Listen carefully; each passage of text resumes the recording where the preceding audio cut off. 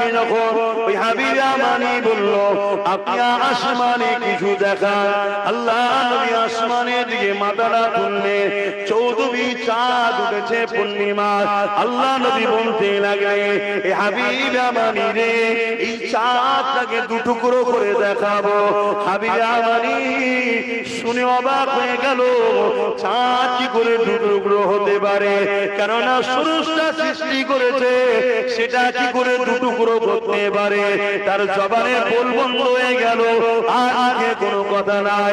আল্লাহ নবী আর দেরি করলেন না, সাদা গোলটা চাঁদের দিকে তুলে শুধু ইশারা করলে, চাঁদ জামান নবীর উম্মত, চাঁদ জামান নবীর গোলাম, এই পরিচয়টা দিবার জন্য চাঁদও দেরি করলো না।